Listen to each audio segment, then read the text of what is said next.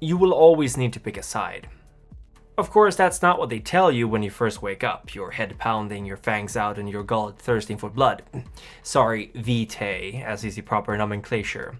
No, during the honeymoon, it's all about your rights. The right to hunt where you want, to think what you want, to go where you want. Screw the traditions, screw domain. You didn't become a creature of the night just so you could kowtow to some boomer Ventrue with a stick up his ass for the rest of eternity.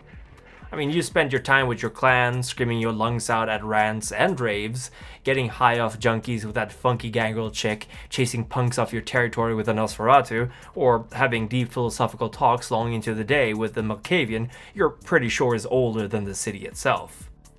But then the honeymoon's over and you're told you need to show up at this warehouse owned by your Primogen to stand lookout while your buddy's blowing it sky high. And when you ask why the hell you're going after someone from your own clan, they laugh in your face and threaten to leave you in there as well. Soon enough, you realize you're stuck in the middle of a war that's been going on since fucking forever, and you're meant to be fucking up the idealists who keep siding with the man and keeping you down. Except your sire drags you before the Primogen and you're sworn to act as their eyes and ears in return for keeping your life. And you're playing both sides all the while that Ventrue Prince is laughing his ass off as the only possible threat to his rule is now tearing itself up from the inside. And just when you're starting to get a grip of things and you're learning how to keep from spending every night experiencing new and interesting ways to have your life threatened, some asshole you've never even heard of goes and blows the head off the founder of the tower or something, and all of a sudden you're all supposed to en masse join the Anarchs, the same group your sire told you to stay the fuck away from if you knew what was good for you. No, fuck that noise. With most of the shitheads of your clan heading for greener pastures, so to speak, you're sticking to the Camarilla. At least here you know the rules, and with the most obnoxious of your clanmates gone, maybe finally you can get back to how things used to be when you first woke up that night. I mean, that is unless the Ventrue cocksucker decides to throw you under the bus. But what else is new? And at least this time you get to pick the side yourself. And isn't that what freedom is all about? The Brujah have left the Camarilla. At the Conclave of Prague in 2012, the Brujah Justicar Theobald killed Hardestat the Younger and barely made it out alive. The shots that ended the Ventrue's life became the spark that ignited the larger clan's departure for the Anarch cause. Most will say it was a long time coming, but there are still plenty of Brujah left in the Camarilla who don't agree with the decision to leave, either because they genuinely still believe in the Ivory Tower, or because they don't believe in the Anarchs. These Brujah call themselves Hellenes, and argue that they represent a more philosophical branch of the clan, but the Anarchs would oppose this argument vehemently, of course. With the Camarilla being as decentralized as it is, the Justicars and their Archons notwithstanding, unlife hasn't changed much for most Brujah. They are distrusted by default for being rabble-rousers and troublemakers, and even when they were in the Camarilla, they were known to flirt openly with the Anarchs. After all, as any reasonably educated Brujah would tell you, the Convention of Thorns specifically stated that the Anarchs would become a part of the Camarilla, and would even be allowed to still call themselves that. So why waste this perfect opportunity to be a pain in the ass for the Prince? Although good luck to any Anarch punk trying to argue this when the Prince's enforcers are beating them up for spray painting her newest limo with their gang tags. Even so, having had the clan leave is definitely a setback in the great scheme of things. Lacking a Justicar and presumably a seat on the inner council of the Camarilla means that any prince strong and daring enough can easily exclude the Brujah from their chain of command, and quite a few clans are more than happy to allow this to happen. Thus, depending on your city, and perhaps even more so of the remaining of the Brujah of said city, you can either be a regular member of the Ivory Tower, or a barely tolerated outsider whose only chance for any kind of status is to become a lapdog, or completely sever their ties with the more rebellious side of their clan.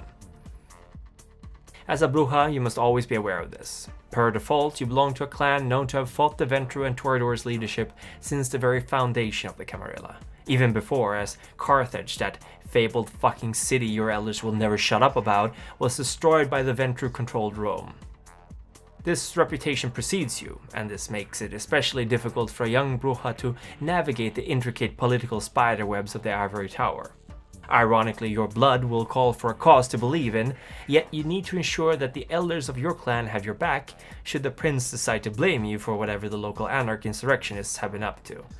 You need to make sure that you have few friends, and even fewer commitments, with the wrong ideas, lest you find yourself staked and tied to a rooftop to meet the morning sun.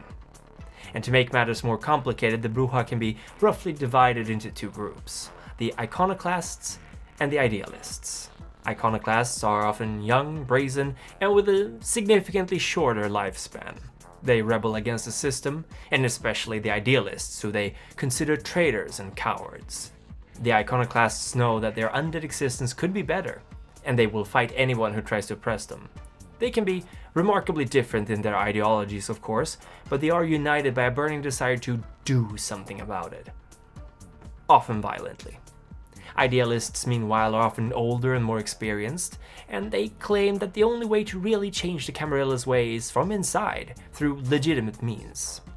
Of course, what many of them really mean is that as long as the Camarilla likes you enough, or you have enough boons and favors to keep you afloat, you'll be fine.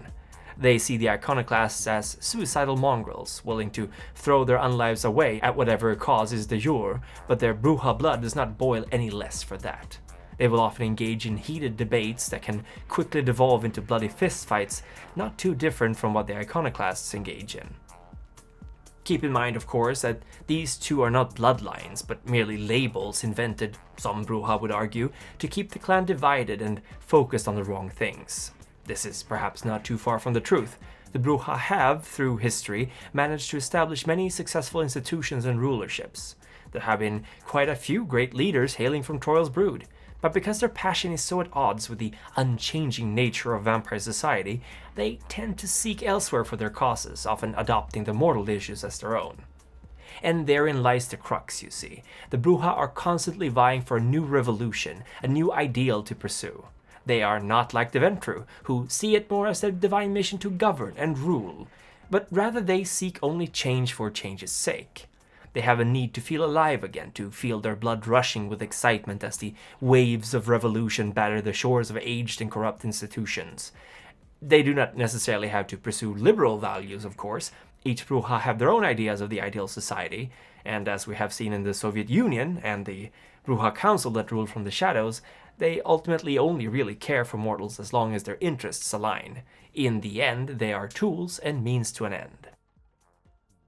The anarch-free state of the West Coast is purportedly a Brujah construct. Indeed, most of its founders were of the Rabble. But the reason it has maintained itself so far is most likely not because of the Brujah, but rather the ambitious barons who have since arisen to take control of the many parts of Los Angeles and its surroundings, maintaining order while the Brujah look for a new enemy to fight against. With the incursion of Vannevar Thomas, the former Prince of San Francisco, this might just be the banner under which the clan can unite, if they can stop their petty infighting, of course. The Brujah master three different disciplines: celerity, potence, and presence. Powers as direct and straightforward as themselves, perfect reflections of the impact they may have on any situation. Celerity, the ability to move fast enough to dodge bullets or catch up to anyone running away with ease, allows for the rabble to strike fast and hard against any who oppose them. In a quick burst of energy, they can seize the initiative and push the advantage, relying on the brute strength granted to them by potence to end the fight before it has even begun. Indeed, potence is almost a trademark discipline of these vampires. It is considered by many high-class vampires as brutish and a thuggish power. It simply bolsters your strength, they sneer, but they rarely remain so bold when they are on the receiving end of a car being flung their way, or a steel pipe being driven through their chest, with the same effort applied as others would pick their teeth. Presence is often forgotten or overlooked, but it likewise suits these kindred perfectly. After all, what better way to whip up a frenzied crowd than the raw magnetism of a rally leader, or turning it around and radiating so much malice and threat that mortals turn on their heels if they see you approaching. Unlike the Ventrue, who command through dominate, the Brujah use their presence to bolster what is already there, and they will often mock the Blue Bloods for compensating for their lack of personality and charisma by relying too heavily on the blunt force of it. Out of the clans of the Camarilla, it is not a difficult feat to find ones that the Brujah despise. The Ventrue and the Tremere stand in staunch opposition to almost everything the Rabble believe in. The Ventrue may occasionally see the value of a collective, or subjugate themselves to the will of the people, especially if they expect there to be profit in it for them as well. But any Tremere who throws off the shackles of their pyramid likely has no interest in joining another cause, where they are not fully in command of themselves. Of course, any Tremere who remain with the Camarilla aren't going to be enamored with the ideals like liberty, equality, and brotherhood, so it is rare for these two clans to form any actual bonds, rarer even I would say than Ventrue and Brujah, who as mentioned may sometimes see eye to eye on certain issues. The Ventrue's pragmatic desire to see a solution to a problem allowing them to collaborate, at least temporarily, with the Brujah's desire for change and progression. Torador and Malkavian tend to be the type that could go either way with the Brujah. The Torador share the same kind of passion for mortal affairs and mortal arts that the Brujah have, and thus this can unite them.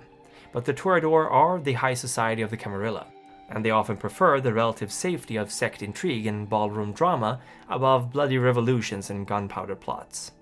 The Malkavians likewise tend not to be the type to consistently believe in a cause, each one following their own personal thread of madness. Thus their interests can at times align with those of the Brujah, but they can just as easily go their own separate ways, and the Rabble find the unpredictability of the Malkavians kind of off-putting, desiring allies they can rely on through thick and thin. The Gangrel and the Nosferatu tend to be more common allies, at least of those Brujah who spend their nights on the streets, and it should be mentioned those Brujah who do not tend to find more friends among the Torador and Ventrue. But generally neither of these two clans have much love for the hot-blooded passions of the Rabble. The Gangrel tend to be loners, uninterested in fighting someone else's war, and the Nosferatu dislike attention. Thus they may come to their friends' aid, should they need to, but they prefer not to join the picket lines unless they have to.